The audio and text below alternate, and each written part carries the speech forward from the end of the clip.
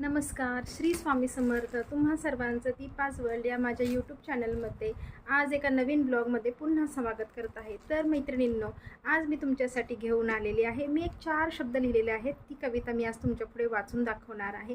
आणि आज एक माझ्यासाठी स्पेशल दिवस आहे, कारण आज मला माझ्या मिस्टरांकडून मिळालेलं आहे एक सरप्राईज गिफ्ट. तर ते सरप्राईज गिफ्ट कोणतं आहे ते मी आज तुम्हाला दाखवणार आहे, कारण मी आज खूप खुश आहे.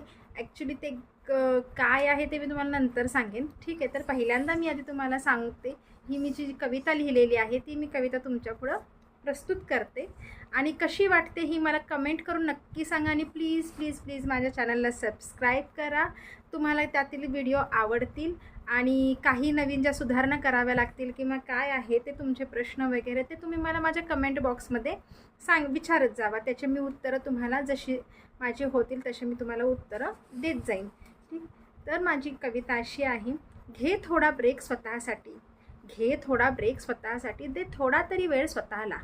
नको सगळ्यांचे टेन्शन घेऊच डोक्यावर, नको सगळ्यांचे टेन्शन घेऊ डोक्यावरती, डोकं थोडं ठेव निवांत.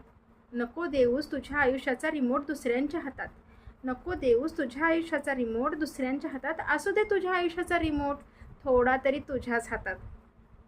केस राहू देत ना मोकळी, केस राहू देत मोकळी, नकोच का उगाच बांधून ठेवायची जबाबदारीच्या ओझ्याखाली. नाहीत होत कधी कधी स्वप्न पूर्ण, नाहीत होत कधी कधी काही स्वप्न पूर्ण, मग का उगाचच तिथेच अडकून पडायचं. उठ घे भरारी, उठ घे उभारी, उठ घे उभारी नव्याने, आणि शोधून काढ नवीन वाटा, आणि शोधून काढ नवीन वाटा.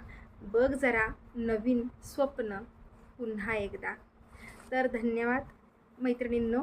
आणि माझी तुम्हाला कविता कशी वाटली, जी मला अशी स्फुरली होती आणि ती तुमच्यापुढे मी प्रस्तुत केली, प्लीज मला कमेंट्समध्ये सांगा नक्की.